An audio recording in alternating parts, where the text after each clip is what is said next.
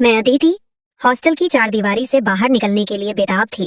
खासकर इसलिए कि मैं 1 महीने बाद अपने घर कानपुर जा रही थी। मेरी बड़ी बहन, मेरी प्यारी निशा, जिसकी आवाज में हमेशा एक ममता की सी मिठास होती थी, उसने मुझे फोन करके बुलाया था। अदिति, पिताजी और माताजी तुम्हें बहुत याद करते हैं, उसने कहा था। और उस एक वाक्य ने मेरी आत्मा तक को छू लिया था। मेरे माता पिता, जिनका प्यार मेरी जिंदगी की सबसे मजबूत नींव थी, उनकी याद आते ही मेरा दिल एक अजीब सी बेचैनी, एक मिठास भरे दर्द से भर गया। मेरा वहां न होना शायद उनके अकेलेपन का कारण था, और यह सोच मुझे तकलीफ दे रही थी। मेरे इम्तिहान, परीक्षाएं बिल्कुल सिर पर थे। उनकी गहरी परछाइयां मेरे कंधों पर पड़ रही थीं। इसलिए मैंने यह मुश्किल फैसला किया था कि मैं सिर्फ 2 दिन के लिए जाऊंगी। यह 2 दिन एक लंबी और व्यस्त अवधि के मुकाबले में एक छोटा सा ख्वाब थे, लेकिन मेरे लिए यह सुकून के 2 पल, घर की गर्मजोशी का एक छोटा सा ब्रेक थे। जैसे ही मैं हॉस्टल से निकली, मेरे दिल में एक जोशीला उत्साह था। घर की खुशबू, माँ के हाथ का खाना, पिताजी की प्यार भरी आवाज और निशा के साथ की गई हंसी मजाक। मैं एक व्यस्त सड़क पर बने बस स्टैंड पर पहुंची। मेरी निगाहें बस के आने वाले रास्ते पर जमी थीं, और मेरे ख्याल पहले ही कानपुर पहुंच चुके थे। उसी पल एक भयानक गड़गड़ाहट की आवाज आई। एक तेज रफ्तार काली गाड़ी, जैसे किसी पागल दानव की तरह, 1 सेकंड से भी कम समय में मेरी तरफ आई और जोर से मुझसे टकराई। मैं उस टक्कर की शिद्दत, तीव्रता से हवा में उछली और फिर सड़क की सख्त गर्म जमीन पर जोर से गिर पड़ी।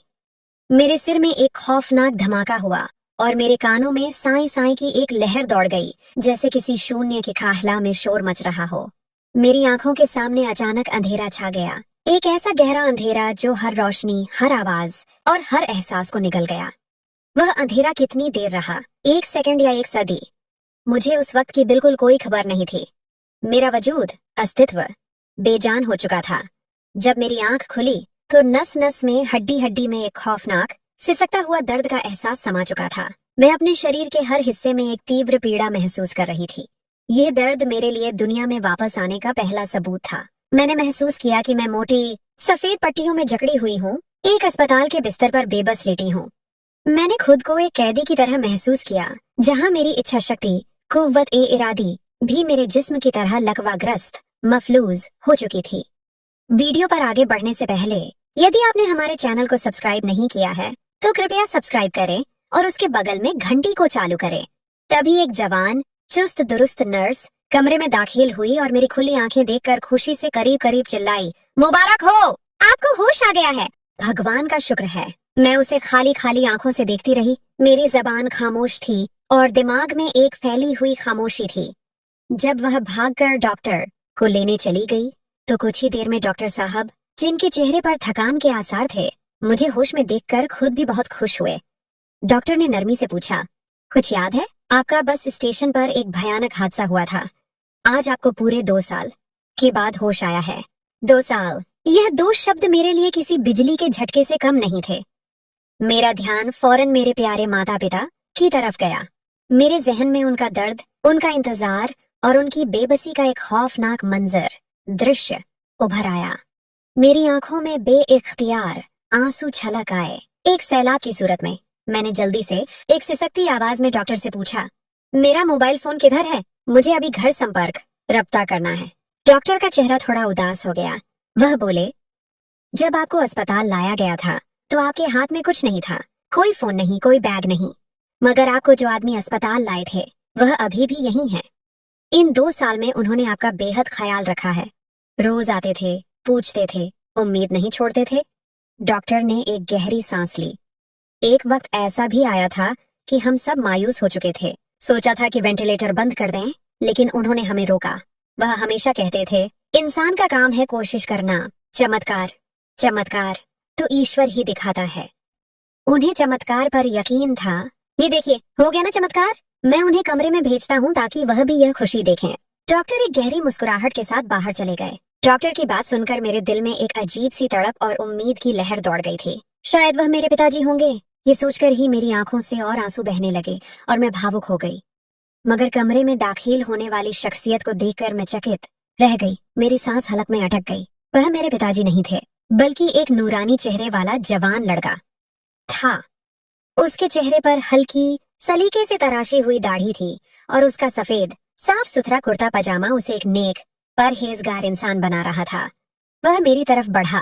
उसके चेहरे पर एक गहरी सच्ची खुशी थी और उसने मुस्कुराकर बोला, शुक्र है अदिति, आपको होश आ गया। उसका लहजा बहुत ही अपनत्व और सुकून से भरा हुआ था। मैं हैरान थी इस लड़के की आंखों में सच्ची खुशी के रंग देखकर। आखिर मैं इस अजनबी की लगती ही क्या थी जो उसे मेरी इतनी ज्यादा परवाह थी। मैंने अपनी परेशानी को एक तरफ रखा और जल्दी से बोली, आप प्लीज मुझे मेरा मोबाइल दे दें, मैंने अपने घर संपर्क करना है। वह बोला। उसकी आवाज में वही सच्चाई थी जो डॉक्टर ने बयान की थी। जब मैं आपको बस स्टेशन से उठाकर अस्पताल लाया था तो आपके हाथ में कोई चीज नहीं थी, यकीन मानिए। मुझे उसकी बात सुनकर बहुत सदमा हुआ। मोबाइल फोन भी गायब। मैंने इस लड़के, जिसका नाम विशाल था, से कहा कि मुझे अभी के अभी मेरे घर ले चलें, मगर डॉक्टरों ने सख्ती से फैसला किया था कि मेरी तबीयत के मद्देनजर देखते हुए मुझे मजीद 1 हफ्ते तक अंडर ऑब्जर्वेशन अस्पताल में रहना पड़ेगा। उस 1 हफ्ते में मैंने विशाल को अपनी सेवा करते हुए देखा। वह दिलो जान से मेरा ख्याल रखता, वक्त पर दवा देता, मेरे खाने पीने का ख्याल रखता, मेरी मदद के लिए हमेशा मौजूद रहता। उसकी आंखों में मेरे लिए इतनी गहरी इज्जत और ईमानदारी थी कि मैं बार बार हैरान रह जाती थी। वह मेरे लिए एक देवदूत, फरिश्ता, एक अज्ञात परोपकारी गुमनाम मोहसिन बन चुका था। 1 हफ्ते के बाद जब मुझे आखिरकार अस्पताल से छुट्टी मिली तो मैंने विशाल से कहा कि मुझे मेरे माता पिता के घर कानपुर ले चलें। उसने एक पल की भी देर किए बिना हाँ भर ली। जब हम अपने माता पिता के घर के सामने पहुंचे तो वहां एक बड़ा सा जंग-आलूद ताला मुझे मुंह चिढ़ा रहा था। वह ताला सिर्फ दरवाजे पर नहीं था बल्कि मेरी तमाम उम्मीदों पर भी लगा हुआ था। मैंने एक अधेड़ उम्र के खुशसैल दिखने वाले आदमी को रोका और कांपती आवाज में पूछा, माफ कीजिएगा, क्या आप बता सकते हैं कि इस घर के मालिक कहाँ हैं? उस आदमी ने एक व्यंग्यात्मक मुस्कुराहट के साथ जवाब दिया, बाजी, इस घर के मालिक तो साल भर पहले ही मुंह छुपाकर भाग खड़े हुए। बड़े अच्छे लोग थे, शरीफों का लिबास पहनावा पहने हुए, मगर उनकी छोटी बेटी ने गलत काम ही ऐसा कर दिया था। कुछ ऐसा हुआ कि मोहल्ले में कोई मुंह दिखाने के काबिल नहीं रहे और रातों रात चले गए। उस आदमी की बातें सुनकर मुझे लगा कि मैं वहीं गिरकर मर जाऊंगी। मेरा चेहरा आंसुओं की तेज धारों से भीग चुका था और मेरा दिल टुकड़े टुकड़े हो गया था। मेरी बिगड़ती हुई बेबस हालत देखकर विशाल फौरन मेरे पास आया और एक नरम मददगार लहजे में बोला, मेरा नाम विशाल है। मेरी प्यारी माँ श्रीमती मीरा देवी जिंदा हैं। वह घर में बिल्कुल अकेली होती हैं और मैं तो अपने काम में हर वक्त व्यस्त मसरूफ रहता हूँ। अगर आप ठीक समझें तो मेरे साथ मेरे घर चलिए। इस तरह आपको रहने के लिए एक सुरक्षित छत मिल जाएगी और मेरी माँ को एक साथी, एक बेटी। जिस तरह उसने 2 साल तक निस्वार्थ भाव से मेरा ख्याल रखा था, उसके बाद शक बनता भी नहीं था। बेबसी और बेघरी की वजह से मैं खामोशी से उसके साथ चल पड़ी। जब हम विशाल के घर पहुंचे तो उसकी माँ मीरा देवी ने खुले दिल और गर्मजोशी से मेरा स्वागत किया।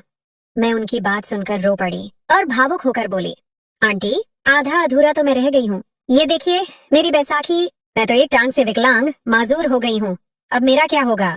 उन्होंने फौरन मुझे अपने साथ चिपका लिया, मेरे आंसू पोंछे और एक ठोस लहजे में कहा, अरे क्या हो गया मेरी बच्ची, आज के बाद ऐसी कोई बात मत करना। जिस्म की विकलांगता कोई विकलांगता नहीं होती, असली विकलांगता तो दिल और दिमाग की होती है और तुम तो बहुत मजबूत हो। आंटी और विशाल मेरा बेहद ख्याल रखते थे। विशाल एक निस्वार्थ इंसान की तस्वीर था। अब मैं जिस्मानी तौर पर संभल चुकी थी, मगर मेरी विकलांगता का दुख मुझे अंदर ही अंदर खाए जाता था। एक दिन मैं अपने कमरे में रो रही थी तो आंटी मेरे पास आकर बैठ गईं। मैंने अपने दिल का गुबार निकाला। आंटी, मेरा दुख आप नहीं समझेंगी। मैं भरी जवानी में विकलांग हो गई हूँ। मेरा सारा सौंदर्य, हुस्न खत्म हो चुका है। मैं अब एक मुरझाया हुआ फूल हूँ। इस टूटे हुए वजूद के साथ कौन कबूल करेगा मुझे? कौन विवाह करके ले जाएगा मुझे? मेरी बात सुनकर आंटी मुस्कुरा दी और बोली, अरे तो क्या हमने इस घर में तुम्हें उम्र भर का किराएदार बनाकर रखना है? अरे पगली, मेरा बेटा विशाल तुमसे शादी करना चाहता है। उसने तो तुम्हारे होश में आने से पहले ही यह फैसला कर लिया था। वह तो जैसे तुम पर मर मिटा था। ये सुनकर मेरे होश उड़ गए। एक अजनबी, एक नेक लड़का मुझे अपनी जिंदगी का साथी बनाना चाहता था। मेरी विकलांगता के बावजूद मैंने फौरन विशाल से शादी की हाँ भर ली। आखिर उसने मेरी जिंदगी बचाई थी और अब वह मुझे अपना नाम दे रहा था, एक नई पहचान। ये तो मेरा दूसरा जन्म था। हमारी शादी सादगी से हुई मगर खुशियों से भरपूर। विशाल एक बेहतरीन पति साबित हुआ। वह मुझ पर जान छिड़कता था, मेरी हर जरूरत को पूरा करता, मुझे इतनी इज्जत देता कि जैसे मैं कोई देवी हूँ। मगर शादी के कुछ दिन बाद ही एक अजीब वाकया पेश आया जिसने मेरी खुशियों को बिखेरना शुरू कर दिया।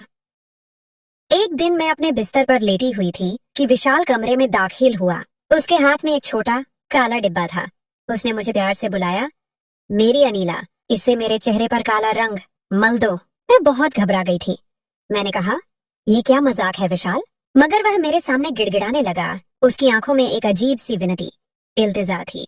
देखो अनीला, प्लीज इसे मेरे चेहरे पर मल दो। ये काला रंग मेरे चेहरे पर मल दो। उसकी आवाज में एक ऐसा दर्द था जो मुझे मजबूर कर गया। जैसे ही मैंने डरते डरते उसकी बात मानी और रंग उसके चेहरे पर मल दिया, उसने अचानक मुझे बाजू से पकड़कर कमरे से बाहर निकाल दिया। वह दरवाजे के अंदर से बंद करके कुछ बोल रहा था, मगर मुझे कुछ समझ नहीं आया। मैं लाउंज में आकर बैठ गई और अपनी किस्मत को कोसने लगी। 3 घंटे के बाद विशाल मेरे पास आकर बैठा। उसके चेहरे से रंग साफ हो चुका था और वह बिल्कुल आम नजर आ रहा था। वह मुझसे बातें करने लगा, मगर मैं सिर्फ आंसू बहाती रही। विशाल को अपनी गलती का एहसास हुआ तो उसने फौरन माफी तलाफी शुरू कर दी और फिर वह मुझे शॉपिंग पर ले गया। बेहतरीन से बेहतरीन चीजें मेरे कदमों में ढेर करता रहा। आहिस्ता आहिस्ता विशाल ने यह सब करने की आदत ही बना ली थी। वह हर दूसरे तीसरे दिन मुझे कहता, मेरे चेहरे पर यह काला रंग मल दो। फिर वह मुझे कमरे से बाहर निकाल देता। लेकिन जैसे ही 3 घंटे गुजरते, वह मुझसे आकर माफिया मांगता और मुझ पर पहले से भी ज्यादा प्रेम प्यार न्योछावर करता। एक राज का खुलासा रोशनदान से झांका।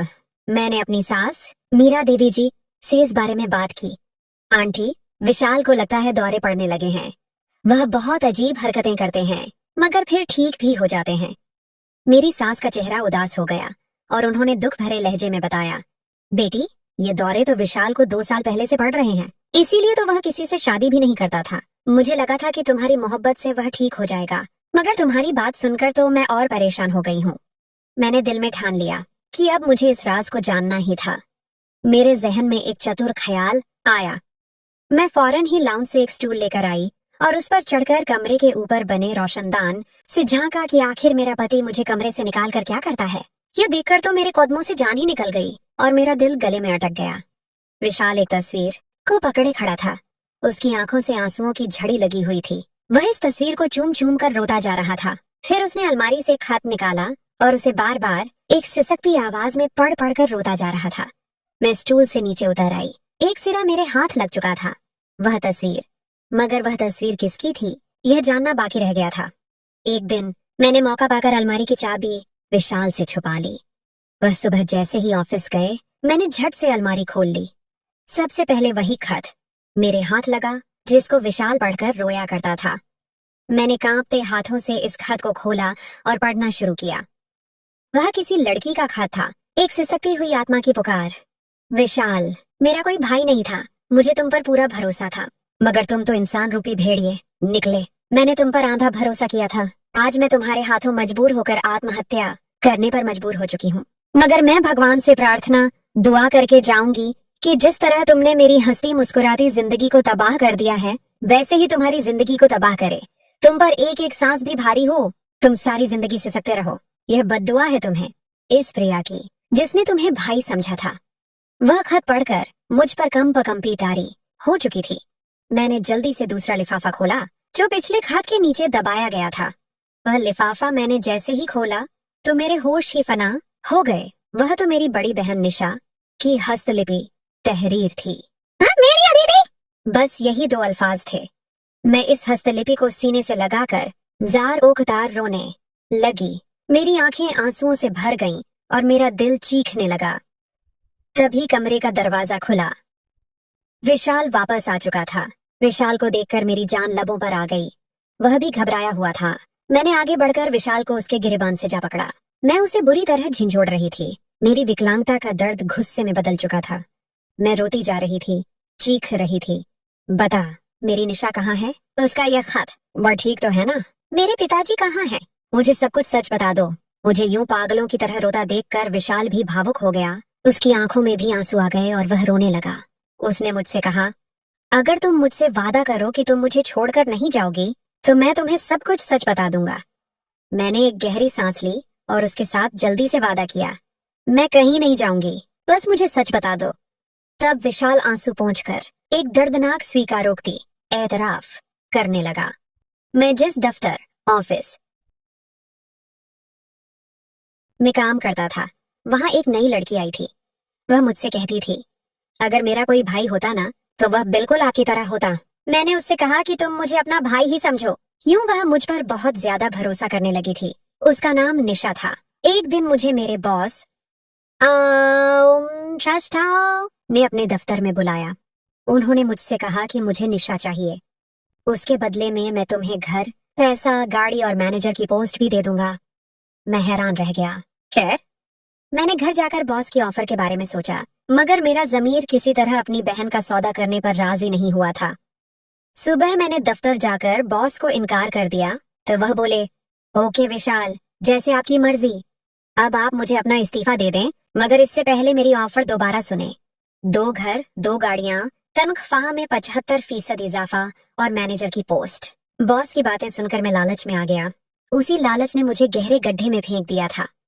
उसी शाम जब निशा घर जाने लगी तो मैंने उसे कहा कि मैं उसे घर छोड़ दूंगा।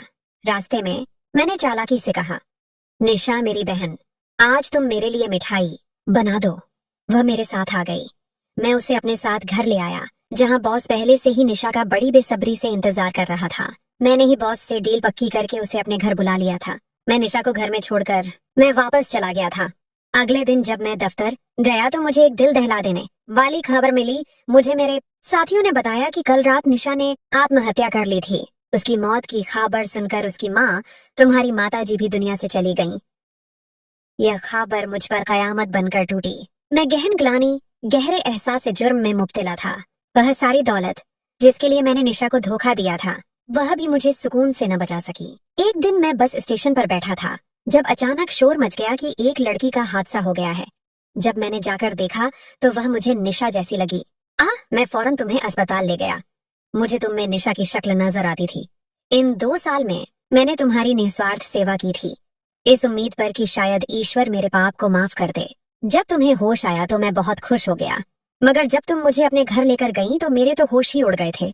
वह तो निशा का घर था। तब मुझे समझ आया कि तुम्हारी शक्ल उससे इतनी क्यों मिलती थी, क्योंकि तुम तो उसकी बहन हो। तुम भी अकेली हो चुकी थी, अपनी विकलांगता को लेकर परेशान थी, इसलिए मैंने तुमसे शादी कर ली थी। मैं हर रोज तुमसे माफियां इसलिए मांगता था कि शायद मेरा परमेश्वर, भगवान, मुझे माफ कर दे, और अगर तुमने मुझे माफ कर दिया तो भगवान भी मुझे माफ कर देगा। बताओ, तुमने मुझे माफ कर दिया ना? मेरा दुविधा और एक नया मोड़। बहन का आखिरी नोट विशाल रो रो कर मुझसे माफियां मांग रहा था। उसकी आंखों में गहन पछतावा था। मगर मैं कैसे इस शख्स को माफ कर दूं जिसने मेरी प्यारी बहन के साथ इतना बुरा किया था, जो मेरे माता पिता की मौत का कारण बना था। मेरा दिल चीख रहा था कि मैं उसे सख्त से सख्त सजा दूं। मगर एक और हकीकत भी थी। मैं एक विकलांग लड़की थी। विशाल ही मेरा एकमात्र सहारा था, जिसने मेरे टूटे हुए वजूद को 2 साल तक संभाल कर रखा था। मैं सोचूं कि एक भंवर में फंसी हुई थी जब अचानक एक और ख्याल मेरे जहन में आया। अलमारी के अंदर निशा के छत के नीचे एक कागज का टुकड़ा और भी पड़ा था, जो मैंने भावनाओं, जज्बात की रौ में ध्यान नहीं दिया था। मैंने जल्दी से विशाल को एक तरफ धकेला और वह कागज का टुकड़ा उठाया। यह निशा की हैंडराइटिंग में एक छोटा सा नोट था, जो गहरे नीले रंग की स्याही से लिखा गया था, जैसे उसने मरने से पहले आखिरी लम्हों में लिखा हो। अदिति, ये मत भूलना कि जब हम बचपन में सड़क पर एक भूखी बिल्ली को खाना खिलाने के लिए गए थे, तो एक अंधी लड़की को देखकर तुमने कहा था कि अगर मैं तुमसे पहले मर जाऊं तो तुम्हारी जिंदगी का अहम मकसद यह होना चाहिए कि किसी भी सूरत में उस विशाल को सजा दो जिसने मेरे साथ धोखा किया है, और इस सजा में तुम्हारा ससुराल भी शामिल होगा। इस ससुराल को उनके गलत चुनाव का बदला मिलना चाहिए। सावधानी, एहतियात से काम लेना। बहन, मैंने वह कागज का टुकड़ा पढ़कर अपनी मुट्ठी में दबा लिया।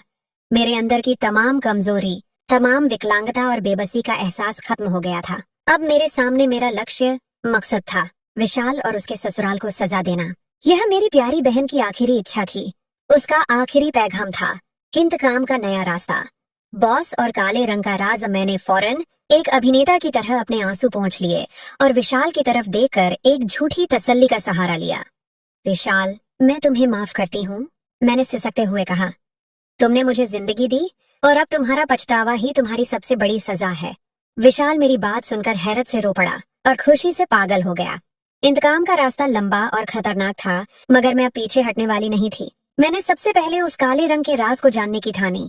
अगली बार जब विशाल ने मेरे सामने काला रंग मलने की फरमाइश की और मुझे कमरे से बाहर निकाल दिया, तो मैंने रोशनदान से झांका। मैंने देखा कि विशाल उस काले रंग को चेहरे पर मलकर निशा के खात को पढ़ता है और दीवार पर लगी एक तस्वीर के सामने खड़ा हो जाता है। यह तस्वीर निशा की नहीं थी, बल्कि एक बिल्कुल अलग, बहुत बुजुर्ग और गंभीर शख्सियत की थी। उसके हाथ में एक कलम था और वह बहुत अमीर दिखाई दे रहा था। यह तस्वीर विशाल के बॉस की थी। विशाल इस तस्वीर के सामने खड़ा रो रहा था और कह रहा था, सर, आप मुझे माफ कर दें। निशा का खून मेरी गर्दन पर है, मगर आप भी तो मुजरिम हैं। आप क्यों नहीं मर जाते? नया किरदार, निशा की दोस्त रिया। और छुपा हुआ सच मुझे समझ नहीं आ रहा था कि यह बॉस का क्या मामला है, मगर निशा के नोट में ससुराल का जिक्र था।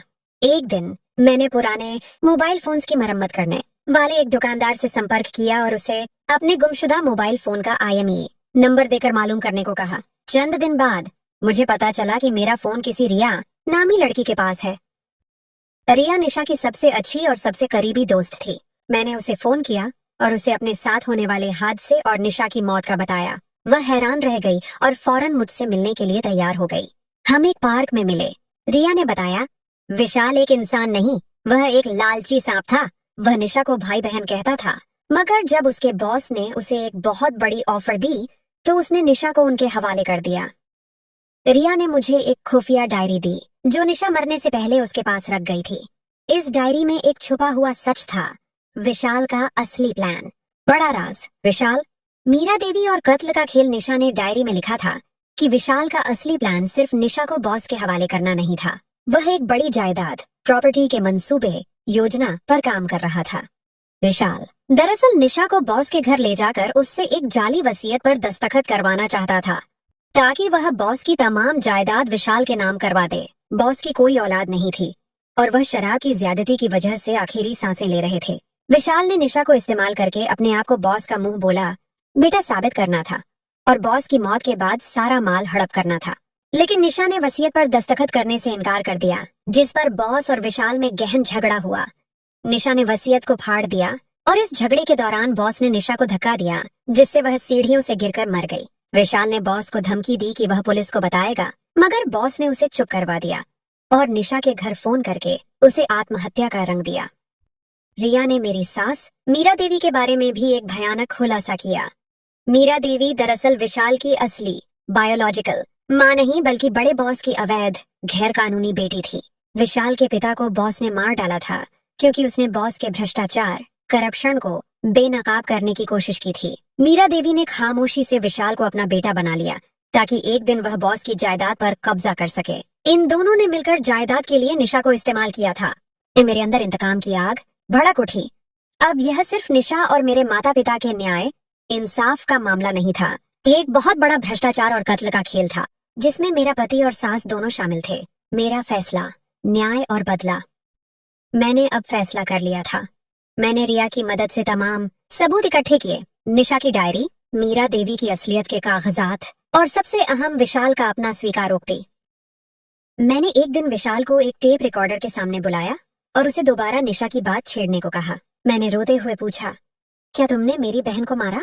उसने रोते हुए स्वीकार किया, मैंने उसे नहीं मारा, मगर मैं उसकी मौत का जिम्मेदार हूँ। बॉस ने उसे सीढ़ियों से धक्का दिया था। विशाल ने तमाम बात टेप रिकॉर्डर पर कह दी। अगले दिन मैंने रिया की मदद से तमाम सबूत टेप रिकॉर्डिंग के साथ पुलिस के हवाले कर दिए।